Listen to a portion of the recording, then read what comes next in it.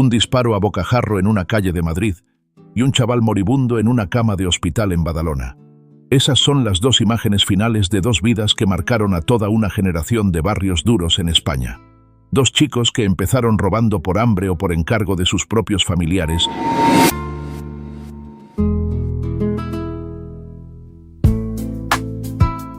y acabaron convertidos en símbolos del crimen juvenil, tanto para la policía como para el cine y la prensa. En este documental vamos a entrar a fondo en sus historias para responder a una pregunta incómoda. ¿Quién era realmente más peligroso, el Jaro o el Vaquilla? Y, quizá más importante todavía, ¿para quién representaban un peligro? Antes de seguir, quiero que tú formes parte de esta historia. Dime en comentarios desde dónde nos estás viendo. ¿Eres de Madrid, de Barcelona, de Toledo, de algún barrio que vivió de cerca todo esto? Si eres de la zona, si conociste a alguien implicado o tienes algún recuerdo de aquellos años, deja tu testimonio. Tu versión puede completar detalles que aquí solo podemos rozar en la pantalla. Dos destinos, un mismo país en crisis. A finales de los años 60 y durante toda la transición, España vivía una contradicción constante. En los discursos oficiales se hablaba de modernización, de apertura al exterior y de un futuro democrático. Pero en los márgenes de las grandes ciudades, la realidad era mucho más dura y menos fotogénica. En los pueblos de Castilla-La Mancha, como Villatobas, muchas familias sobrevivían con trabajos agrícolas mal pagados, sin apenas servicios públicos y con muy pocas posibilidades de ascenso social. Al mismo tiempo, en los cinturones de Barcelona, zonas como Torre Baró, el Campo de la Bota o los futuros barrios como La Mina se llenaban de chabolas levantadas con materiales de ocasión, bus sin alcantarillado digno, con cortes de luz frecuentes y con una presencia institucional casi inexistente. Ese contraste generó un flujo constante de emigración interior. Familias que abandonaban el campo buscando oportunidades en las ciudades, solo para encontrarse con nuevas formas de miseria, ahora vertical, apilada en bloques de viviendas sociales o en asentamientos informales. Muchas de esas familias llegaban a Madrid o Barcelona sin ahorros, sin redes de apoyo y sin más plan que buscarse la vida, confiando en que cualquier cosa sería mejor que la pobreza rural. En la práctica, lo que encontraban era un entorno donde el trabajo era precario, los alquileres inasumibles, y la única opción real para muchos era ocupar viviendas vacías o construir chabolas.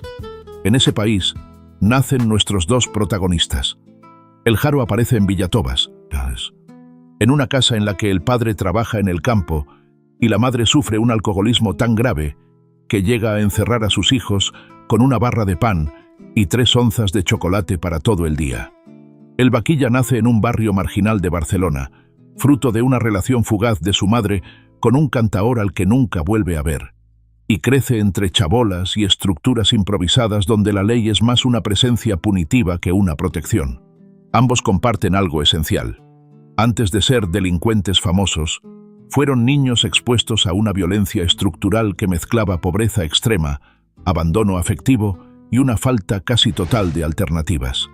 Mientras tanto, los cuerpos policiales se encontraban ellos mismos en plena transformación. La Guardia Civil mantenía un papel protagonista en el control del territorio, con métodos heredados de la dictadura, mientras la Policía Nacional empezaba a asumir funciones en entornos urbanos cada vez más conflictivos. Las leyes sobre menores eran limitadas y en muchos casos no estaban preparadas para gestionar la aparición de bandas juveniles armadas que actuaban con rapidez y sin miedo. En esa zona gris, donde el marco legal todavía se estaba reescribiendo y las políticas sociales iban siempre por detrás de la realidad, es donde se desarrolla la vida de El Jaro y el Vaquilla. A diferencia del relato simplificado que muchas veces se hizo después, ninguno de los dos surge por generación espontánea. Son el resultado de un país que avanzaba en los despachos y en las portadas, pero que mantenía bolsas de miseria en las que la infancia podía convertirse muy rápido en sinónimo de supervivencia extrema. Entender ese contexto no los exculpa, pero sí nos permite mirar su peligrosidad con una perspectiva más amplia, la del sistema que primero los ignoró, luego los persiguió y finalmente los convirtió en símbolos, muchas veces sin aprender las lecciones de fondo. El Jaro, de Villatobas a la banda más temida del norte de Madrid. La historia de José Joaquín Sánchez. Frutos empieza lejos del ruido de las grandes avenidas madrileñas. Nace el 3 de noviembre de 1962 en Villatobas, un municipio toledano donde la vida gira alrededor del campo y de la economía de subsistencia. Su padre trabaja jornadas interminables en labores agrícolas, con un sueldo escaso, mientras su madre, según cuenta su hermana María del Pilar, se hunde en un alcoholismo que condiciona cada minuto de la vida familiar. De esa época queda una imagen estremecedora. 3 niños encerrados en una habitación, con una barra de pan y 3 onzas de chocolate para pasar el día entero. María del Pilar describe una infancia marcada por los golpes y las humillaciones. Nos trataban a banquetazos. Una vez que acunaba a una muñeca, mi madre me empujó contra el fuego y me quemé en el muslo. No es solo una anécdota violenta, es el retrato de un hogar donde el cuidado se sustituye por el castigo, donde los adultos desaparecen o se convierten en amenaza. En ese entorno, los primeros delitos del Jaro nacen de algo tan básico como el hambre. Con 5 o 6 años fuerza la cerradura de su propia casa con una cuchara para poder salir a buscar comida. Entra en la escuela del pueblo para pedir algo que llevarse a la boca y llega a romper una ventana de la despensa del comedor escolar para beber la leche que allí guardaban. Cuando la madre es detenida y enviada al penal de Ocaña, la familia toma una decisión drástica: marcharse a Madrid casi sin equipaje ni recursos, buscando un futuro que, en la práctica, nunca llega. Se instalan primero en una casa ocupada en la calle Ofelia Nieto, en la zona de Francos Rodríguez. Más tarde ocupan una vivienda en la carretera de Barajas, de la que también serán expulsados. El padre, ante esa situación, acaba abandonando definitivamente a la familia. Desde ese momento, José Joaquín y sus hermanos dependen casi exclusivamente de la mendicidad y de pequeños trapicheos para sobrevivir. Según declaraciones recogidas en prensa, cuando los niños volvían a casa con lo que habían conseguido pidiendo limosna, la madre les quitaba el dinero y lo utilizaba para comprarse comida y vino, mientras ellos miraban. La calle se convierte en el auténtico hogar del Jaro. Vaga por los barrios del norte de Madrid, se refugia a temporadas en un pequeño piso de Valdeaceras, aparece y desaparece de casa de familiares. A ojos del Estado, deja de ser un niño desamparado y pasa a ser un menor problemático. En 1973, con 10 años, su nombre entra por primera vez en los registros de la Dirección General de Seguridad. El siguiente paso es el Reformatorio del Sagrado Corazón de Jesús, en Carabanchel Bajo, donde ingresa en repetidas ocasiones. Allí se convierte en un desafío para el sistema. Se fuga 15 veces, hasta el punto de que su nombre está más asociado a escapadas que a estancias. El director, el padre Camilo Aristú, lo define como un chico de pocas palabras, al que describe como psicópata amoral, porque según su percepción, no siente lo que hace. Los informes técnicos señalan tics nerviosos, como morderse el labio o golpear el suelo con el pie, y un lenguaje cargado de jerga y amenazas, hablando de rasgos psicopáticos y delirios de grandeza. Pero esos informes no hablan de la barra de pan y el chocolate, ni del empujón al fuego, ni de la madre alcohólica que se come la cazuela sola con 2 litros de vino mientras los hijos miran. Solo registran el síntoma, no el origen. Más tarde, el Jaro pasará por el centro Santo Anso, en Rábade, Lugo, un recurso teóricamente más abierto, del que solo estará un mes. Cuando se entera de que su novia, la Toñi, está embarazada, consigue un billete de ida y vuelta para visitar Madrid, pero no regresa. La decisión de no volver no es solo una fuga, es el paso definitivo de un sistema que no le ofrecía esperanza hacia una vida completamente ligada a la calle. A partir de ahí, el niño que robaba leche en un colegio del pueblo se convierte en el jefe de una de las bandas juveniles más temidas del norte de Madrid. Su territorio se extiende desde el Parque de Berlín hasta Peña Grande, pasando por el barrio del Pilar y Fuencarral, con Chamartín como zona de operaciones clave. Los barrios acomodados, que algunos llamaban zona nacional por la concentración de familias de ideología conservadora y nivel económico alto, convivían con la entrada de grupos de chavales de barrio que generaban un choque de clase evidente. En ese choque, el Jaro deja de ser un chico invisible para convertirse en un problema visible, y en poco tiempo, en objetivo prioritario de la policía. El Vaquilla, de Torre Baró a la leyenda de la mina. Mientras el Haro crecía entre Toledo y Madrid, en Barcelona se gestaba otra historia muy distinta pero igual de dura. El 19 de noviembre de 1961, en el poblado marginal de Torre Baró, nació Juan José Moreno Cuenca. Su madre, Rosa Cuenca, se quedó embarazada durante una boda por una relación con un cantaor gitano, al que nunca volvió a ver. Durante la gestación inició una relación con Antonio Moreno, que decidió reconocer al niño y darle sus apellidos.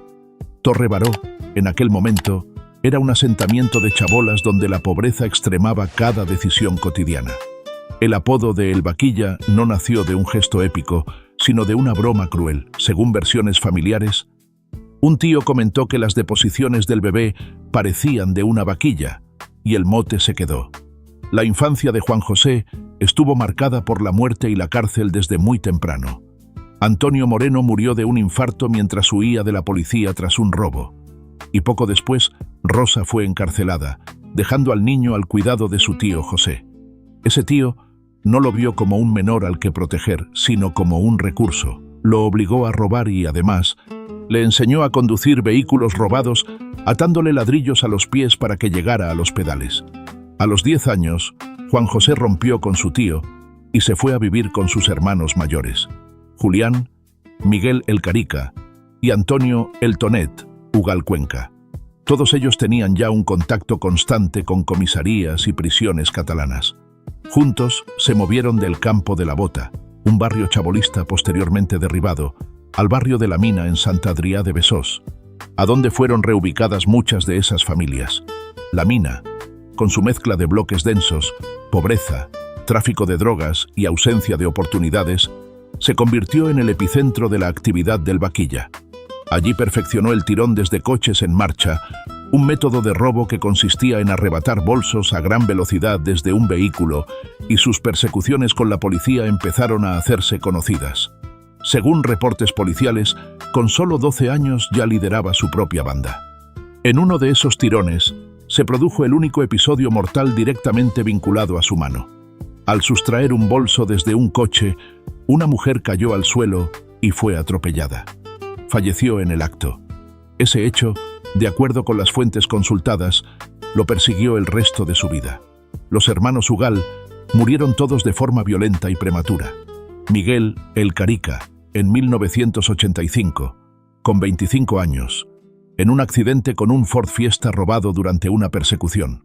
Julián, en 1986, al caer desde un hospital mientras intentaba fugarse, y Antonio el Tonet, en 1994, en un enfrentamiento armado con la Policía Municipal de Gerona tras atracar un banco en Llagostera.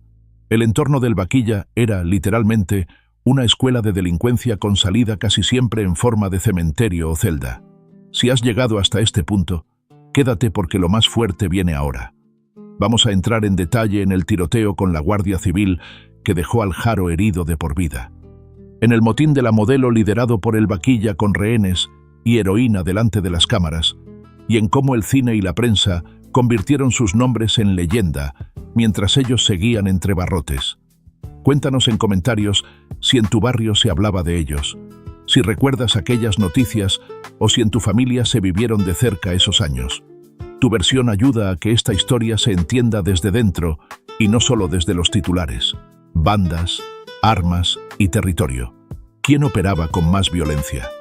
Si queremos hablar de peligrosidad, hay que mirar cómo actuaban, qué armas usaban y qué tipo de víctimas generaban. En el caso del Haro, lo que se formó en los barrios del norte de Madrid no fue una pandilla desorganizada, sino una banda con estructura, jerarquía y reparto de tareas que llegó a sumar 31 personas, solo 5 de ellas mayores de edad. Operaban en pequeños grupos de 3, 4 o 6, lo que les permitía diversificar los golpes y dificultar el rastreo del conjunto. Los números que recogieron los informes policiales y la prensa son contundentes. 33 asaltos a transeúntes, cerca de 100 tirones de bolso, casi 100 sustracciones de vehículos, 4 atracos a gasolineras, 2 asaltos a viviendas, un atraco a una sucursal del Banco Español de Crédito en Molina de Aragón y 18 robos en comercios. Se estimó que la banda habría manejado unos 10 millones de pesetas de la época que gastaban con rapidez. Para ello, utilizaban armas de fuego, escopetas de cañones recortados, pistolas, armas blancas y objetos contundentes. Un mando policial llegó a declarar que no dudan en atravesar la mano de un transeúnte con un destornillador o arrastrar a una embarazada que al final abortó para robarle el bolso. Esa frase, además de describir la brutalidad empleada, nos recuerda que detrás de cada número hay víctimas concretas. En el entorno del Vaquilla, la violencia se manifestaba de otra forma. Su especialidad era el robo de vehículos y los tirones, con una habilidad al volante que lo convertía en un rival casi inalcanzable para las patrullas. La única muerte atribuida directamente a su acción en las fuentes consultadas es la de la mujer atropellada durante un tirón.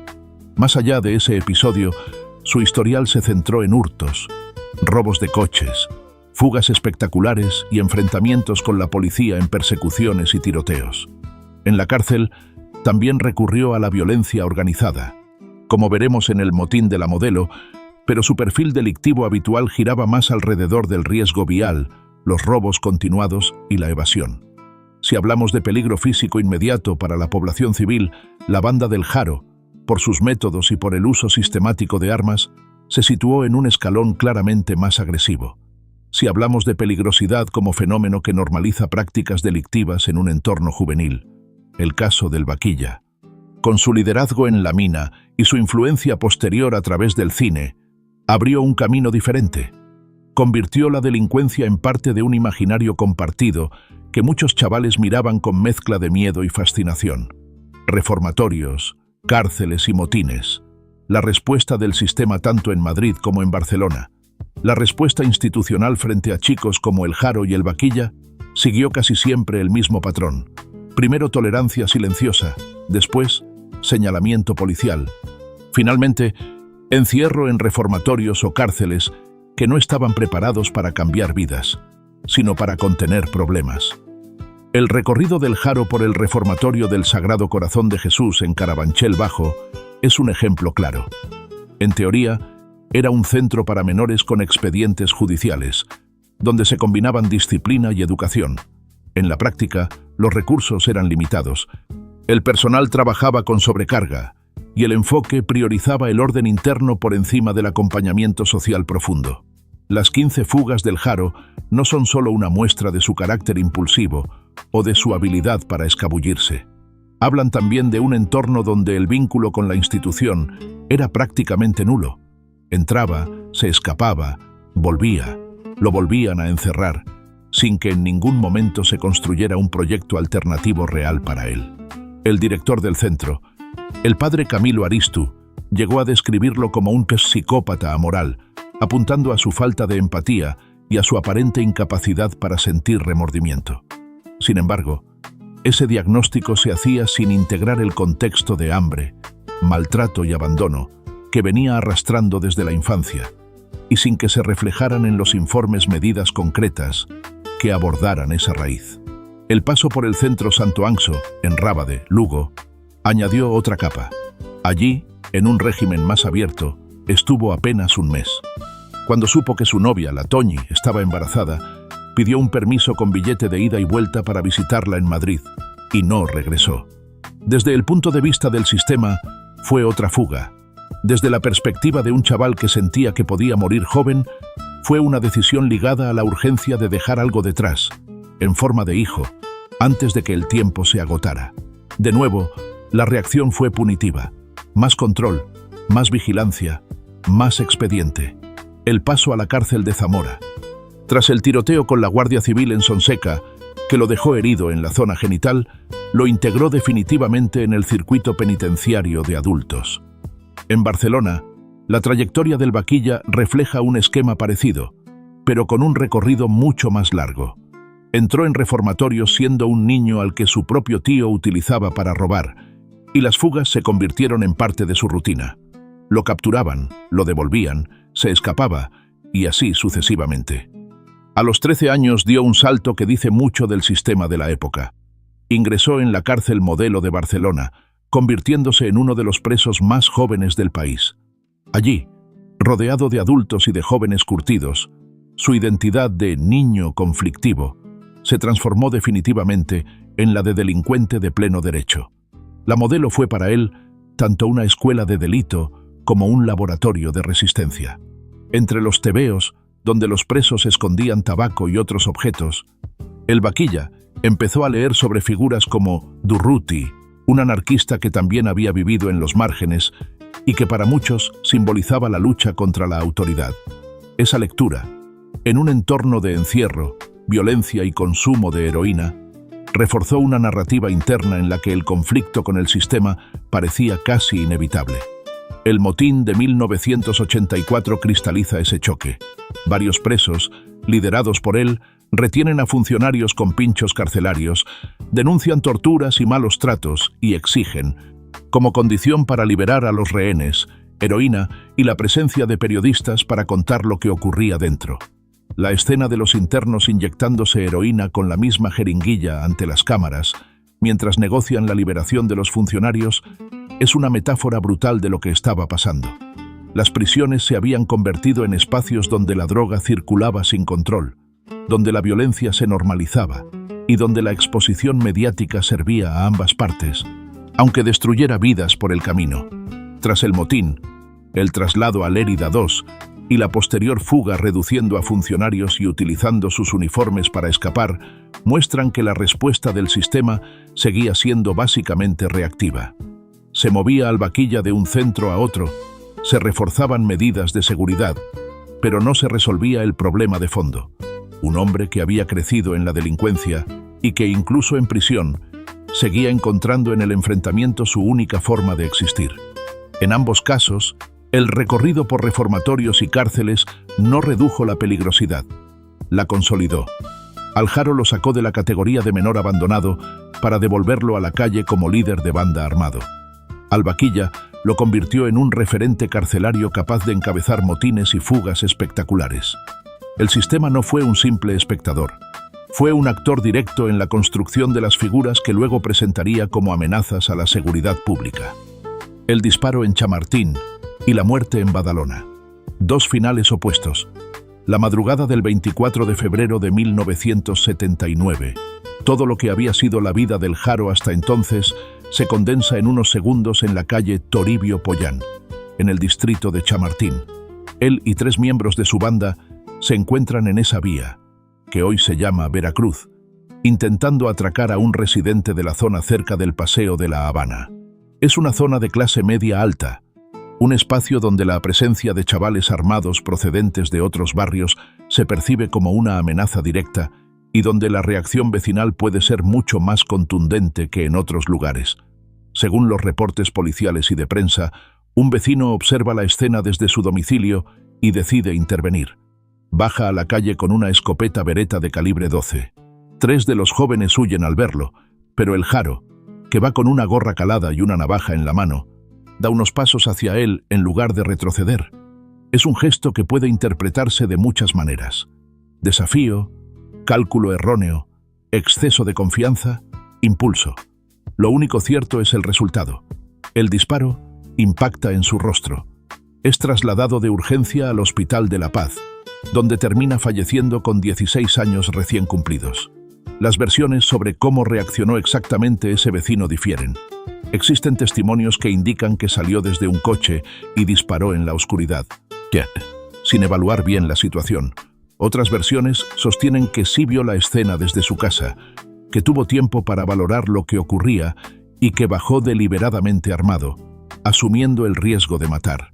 Lo que está documentado es que la prensa nunca publicó su nombre, refiriéndose a él únicamente como el madrileño, y que el caso no terminó en un juicio público en el que se examinara a fondo si su actuación fue proporcionada o no. No hay documento oficial que resuelva definitivamente esa duda, ni sobre su identidad, ni sobre la legalidad de su respuesta. La imagen que queda es la de una calle con un reguero de sangre y, a unos metros, un charco acompañado de un paquete de habanos, tal y como recordaba un vecino que tenía 13 años en aquel momento. Esa escena, que muchos chicos del barrio fueron a ver al día siguiente por curiosidad, condensa la brutalidad de la época. Un menor abatido por un disparo de un particular, un entorno en el que, según recuerdan testigos como el francés. En esos años, matabas a un chaval de esos y no pasaba nada.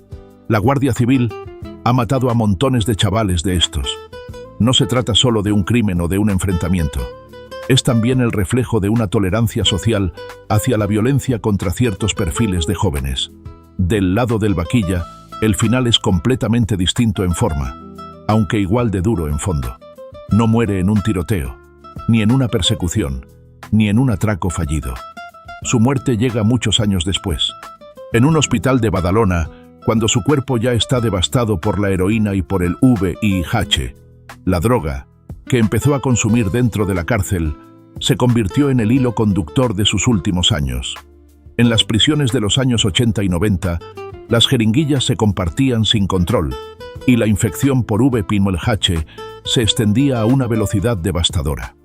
Según los reportes médicos recogidos en las fuentes, el vaquilla desarrolló una cirrosis hepática grave, agravada por la infección de VIH, que poco a poco fue apagando sus fuerzas. Pasó por hospitales, por programas de desintoxicación, por talleres de reinserción, intentando a ratos dejar atrás la vida que lo había definido desde niño. Participó en iniciativas donde hablaba con menores y otros internos, insistiendo en que la cárcel no reformaba a nadie y que no quería que otros repitieran su camino. Pero la combinación de enfermedad, desgaste físico y un pasado cargado pesaba demasiado. En 2003, una complicación pulmonar lo dejó al borde de la muerte. Su estado era tan grave que las autoridades penitenciarias decidieron concederle la libertad condicional, reconociendo que lo que quedaba por delante ya no era una vida a controlar, sino un final que acompañar. El 19 de diciembre de 2003, Juan José Moreno Cuenca falleció con 42 años, cumpliendo la que había expresado como su última voluntad: morir siendo formalmente un hombre libre, después de haber pasado casi toda su existencia entre rejas. El Jaro muere muy pronto, a tiros, antes de tener la oportunidad de demostrar si habría cambiado con el tiempo. El vaquilla muere tarde para alguien que empezó tan joven, pero pronto para cualquier otra vida, consumido por una droga que arrasó una generación entera de barrios como La Mina. Uno se va de golpe, convertido en mito casi inmediato. El otro se apaga lentamente, mientras el país discute si verlo como un símbolo de exclusión social, como un delincuente irreformable o como un hombre que, demasiado tarde, quiso enmendar algo de lo que había roto. Ambos finales, tan distintos, nos obligan a mirar más allá de la etiqueta de peligroso y a preguntarnos qué tipo de sociedad produce niños que solo salen del circuito cuando ya es demasiado tarde. Cine kinky, chiste, música y prensa. El poder de la leyenda. El impacto de ambos personajes no se mide solo en estadísticas policiales, sino también en la forma en que el cine, la música y la prensa construyeron su leyenda. En el caso del Jaro, el director Eloy de la Iglesia estrenó en 1980 Navajeros, una película inspirada directamente en su vida y protagonizada por José Luis Manzano. El film se convirtió en una pieza clave del cine kinky, un subgénero que mostró con crudeza la realidad marginal de los barrios obreros y que, según fuentes de la época, llegó incluso a enseñar técnicas delictivas a quienes antes no las conocían. El Semanario. El Caso le dedicó un monográfico el 14 de abril de 1979, apenas 2 meses después de su muerte, consolidando la imagen del Jaro como símbolo del delincuente juvenil armado de los años de la transición.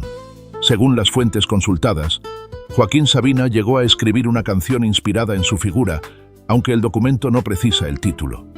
Se dice también que la gorra manchada de sangre que llevaba cuando murió estuvo colgada durante 20 años en una comisaría, un objeto que funcionaba como recordatorio interno de esa historia y alimentaba el mito.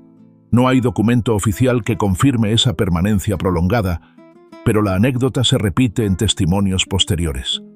En el caso del vaquilla, el vínculo con el cine fue todavía más directo. José Antonio de la Loma construyó la trilogía de Perros callejeros sobre historias de delincuencia juvenil barcelonesa, y aunque el papel principal lo interpretó Ángel Fernández Franco, el Torete, el personaje estaba claramente inspirado en la vida de Juan José. El propio vaquilla participó después en la película Yo, el vaquilla, basada en un libro donde se relataban sus primeros 14 años, apareciendo en pantalla desde prisión para introducir los bloques de su biografía. Según testimonios, en esas intervenciones se le veía rígido, menos natural que en entrevistas, como si la cámara lo encorsetara.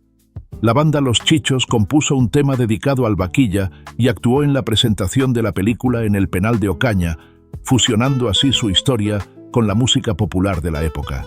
La prensa lo convirtió en un personaje recurrente, primero como enemigo público número 1, después como protagonista de motines y fugas, y finalmente como figura decadente que algunos programas explotaron casi como espectáculo.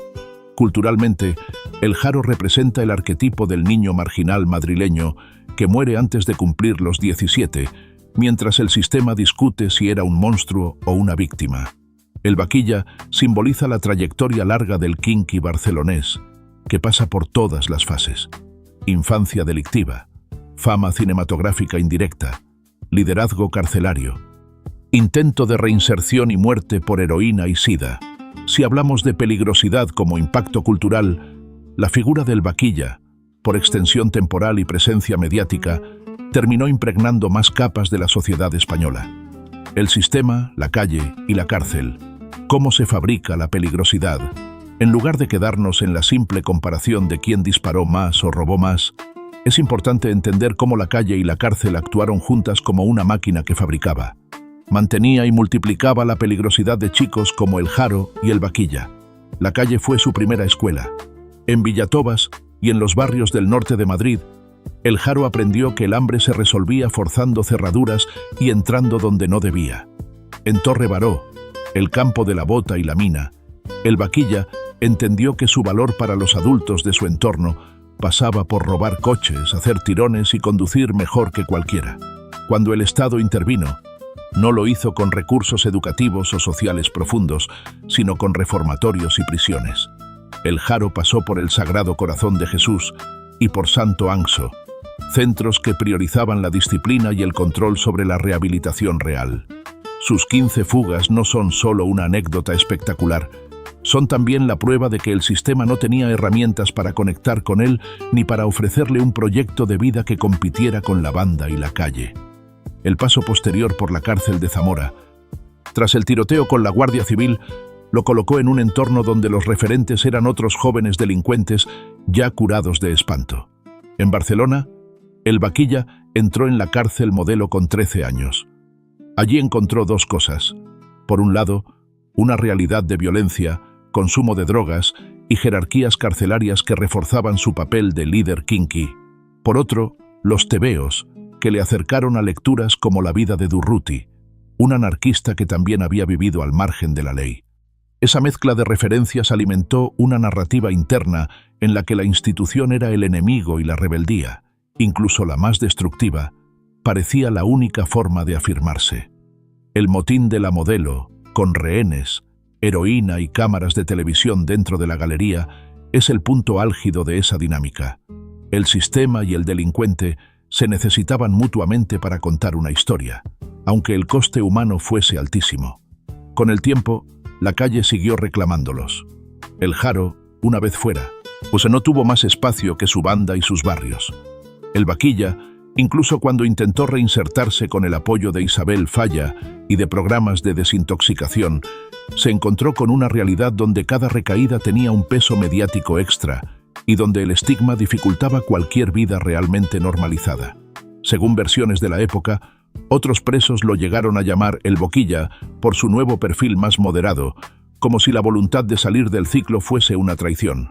Mirando todo ese recorrido, la pregunta ¿quién era más peligroso? Se puede leer también al revés. ¿Qué era más peligroso para la sociedad? ¿Un chaval armado con una escopeta recortada en un barrio de Madrid? ¿O un entramado de pobreza, abandono, cárceles saturadas, drogas baratas y una cultura que convertía el delito en espectáculo? El Jaro y el Vaquilla fueron al mismo tiempo actores y víctimas de ese entramado. Entenderlo con detalle es lo que permite contar su historia con rigor, sin glorificar a nadie y sin olvidar a quienes pagaron el precio de sus decisiones. ¿Quién era realmente más peligroso? Responder a quién era realmente más peligroso, si el Jaro o el Vaquilla, exige ir más allá del conteo superficial de delitos y mirar qué tipo de daño causaron, a quién afectaron y cómo se proyectó su figura en el tiempo. Si nos ceñimos al impacto inmediato en la calle, el historial del Haro impresiona por la intensidad concentrada en muy pocos años. Con 15 y 16 años, ya lideraba una banda de 31 miembros, principalmente menores, que acumulaba asaltos a transeúntes, tirones, robos de vehículos, atracos a gasolineras, asaltos a viviendas, un atraco a una sucursal bancaria y robos en establecimientos comerciales. Todo esto acompañado de un uso habitual de armas de fuego, escopetas recortadas, pistolas, navajas y objetos contundentes. Además, la forma de actuar descrita por la policía subraya una violencia directa sobre las víctimas. No dudaban en atravesar la mano de un transeúnte con un destornillador o arrastrar a una mujer embarazada hasta provocar un aborto con tal de conseguir un bolso. Es un tipo de peligrosidad muy físico, muy inmediato, que genera un clima de miedo en los barrios donde actúan. En términos de amenaza directa para la integridad de la población civil, todo apunta a que la banda del Haro supuso un riesgo especialmente alto en un periodo muy corto de tiempo. El Vaquilla, por su parte, tuvo una trayectoria mucho más extensa y compleja. Sus delitos se centraron en el robo de vehículos, los tirones desde coches en marcha, las persecuciones a gran velocidad y los enfrentamientos con la policía, además de su papel en motines y fugas carcelarias. La única muerte atribuida directamente a su acción en las fuentes disponibles es la de la mujer atropellada durante un tirón, aunque esto no elimina el impacto de los numerosos robos, persecuciones y situaciones de riesgo extremo que generó. Su peligrosidad, en la calle, se vinculó a la mezcla de habilidad al volante, desprecio por la autoridad y capacidad para escapar una y otra vez. Sin embargo, hay otra dimensión de la peligrosidad que conviene considerar: la simbólica. El Haro, al morir con 16 años, se convirtió en un mito temprano que inspiró películas, reportajes y canciones, pero su influencia directa quedó limitada por lo breve de su vida. El Vaquilla, en cambio, mantuvo su presencia durante décadas. Influyó en otros jóvenes de barrios como La Mina, fue referencia para el cine kinky, encabezó motines que aparecieron en televisión y, ya enfermo, se convirtió en un ejemplo recurrente en debates sobre cárcel, droga y exclusión social. Su nombre, para bien o para mal, se instaló en el imaginario colectivo de varias generaciones. Si juntamos ambas dimensiones, la respuesta se matiza. En términos de violencia callejera inmediata, el Haro parece haber sido más peligroso por el tipo de delitos, el uso de armas y la brutalidad de algunos episodios. En términos de impacto prolongado como figura que normaliza ciertos estilos de vida delincuenciales y se convierte en modelo, aunque sea como advertencia mal entendida, la figura del Vaquilla tuvo un alcance mayor. No porque él lo planeara así, sino porque el cine, la música y la prensa contribuyeron a amplificar su historia. La pregunta, en el fondo, también se puede invertir. ¿Qué era más peligroso para España? ¿Dos chavales que delinquían en barrios concretos, o las condiciones que hicieron posible que miles de niños compartieran sus mismas coordenadas de pobreza, violencia y abandono? El Haro y el Vaquilla fueron responsables de sus actos y causaron dolor real, pero también fueron síntomas extremos de un problema estructural que iba mucho más allá de sus nombres y sus apodos. Si solo los vemos a ellos como el centro del peligro, corremos el riesgo de olvidar que, mientras se repitan las mismas condiciones, la historia puede volver a escribirse con otros protagonistas y otros barrios. Lecciones incómodas de dos vidas rotas. La historia del Haro y del Vaquilla es incómoda precisamente porque no encaja bien ni en el relato fácil del delincuente que se lo buscó, ni en la versión simplista de víctima de la sociedad. Son las dos cosas a la vez, y eso obliga a mirar más despacio. En el caso del Haro, el punto de partida es brutal. Un niño al que en casa se le encierra con pan y chocolate para todo el día, que aprende a forzar cerraduras antes que a confiar en un adulto, que pasa de la pobreza rural a la miseria urbana sin transición, y que se encuentra con un Estado que solo se interesa por él cuando ya hay que abrirle ficha policial. Su paso por reformatorios no le ofrece una salida, sino un espejo deformado. Le devuelven la imagen de un psicópata amoral sobre la que nadie construye nada distinto. El resultado es un chaval que, con 15 años, lidera una banda armada que hace daño real a personas reales. Asaltos a transeúntes, atracos a gasolineras, robos en viviendas y comercios, agresiones directamente dirigidas al cuerpo de las víctimas. No hay forma honesta de minimizar eso. Las personas que sufrieron esos ataques tenían familias, miedos, proyectos, y algunos episodios, como el aborto provocado a una mujer embarazada durante un robo, dejan cicatrices que no se borran nunca. Al mismo tiempo, ese mismo chico muere a los 16, abatido por un disparo de un vecino cuyo nombre nunca llega a juicio, en una época en la que, según testimonios, la muerte de chavales de barrio a manos de particulares o de fuerzas de seguridad raras veces encontraba una revisión profunda. Con el Vaquilla, el recorrido es más largo y, por eso mismo, más revelador. Desde niño es utilizado por su entorno para delinquir. Un tío que le ata ladrillos a los pies para que pueda conducir coches robados. Unos hermanos que llevan tiempo entrando y saliendo de comisaría y que lo integran en una dinámica donde robar y huir es lo normal. Cuando el sistema entra en escena, lo hace metiéndolo en reformatorios y, muy pronto, en cárceles de adultos. La Modelo de Barcelona se convierte en su segunda casa y, al mismo tiempo, en una fábrica de conflictos. Motines, rehenes, heroína dentro de los muros, fugas, tiroteos retransmitidos en televisión. Lo que se supone que debía frenar su peligrosidad la consolida y, además, la convierte en espectáculo. La heroína y el VIH añaden otra capa a esa lección incómoda. La droga no llega a la vida del Vaquilla desde fuera como un accidente aislado. Circula dentro de la cárcel, se comparte con jeringuillas usadas y termina matando a muchos de los que el propio sistema encierra, sin que durante años se tomen medidas a la altura del problema. Él intenta, en algún momento, cambiar el rumbo. Participa en programas de desintoxicación, impulsa una revista, se casa con Isabel Falla, que se estudia las leyes al detalle para pedir su indulto, y llega a hablar con menores para intentar que no sigan sus pasos.